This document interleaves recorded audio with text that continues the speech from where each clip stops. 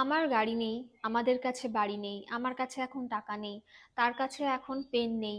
এই ধরনের বাক্য মানে যখন আপনি আপনার কাছে কিছু নেই এরকম ভাবে বলছেন যে আমার কাছে এই জিনিসটা এখন নেই, তখন সেগুলো ইংলিশে কি করে বলবো চলুন শেখা যাক। তখন আমরা একটা ফ্রেজের ব্যবহার করব, সেটা হলো do not have. Do not হ্যাভটাকে আমরা অনেক সময় শর্ট ফর্মে ডোন্ট হ্যাভও বলি। এর স্ট্রাকচার কি হবে?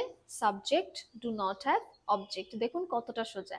Subject do not have, object. Subject যার সম্পর্কে বলছে সে, তারপরে ডু নট হ্যাভ, তারপর হলো অবজেক্ট। অবজেক্ট মানে যে জিনিসটা আপনি নেই বলছেন, যে জিনিসটা না থাকার কথা বলছেন, যে এই জিনিসটা আমার কাছে নেই, সেটাই হলো অবজেক্ট হিসেবে বসবে।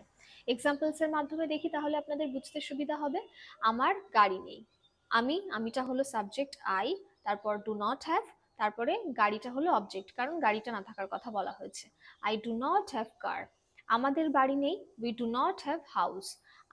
আমাদের হলো সাবজেক্ট, তারপর ডু নট হ্যাভ, বাড়ি না থাকার কথা বলা হচ্ছে তাই house, we do not have house. আমার কাছে এখন পেন নেই, I do not have pen now. আমার কাছে টাকা নেই, I do not have money বা আই ডোন্ট হ্যাভ মানি।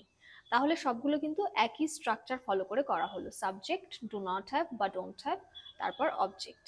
এবার এটার ইংলিশ কি হবে আপনারা কমেন্ট করে জানান। আমার কাছে এখন গল্পের বই নেই। Thank you, keep learning, keep growing.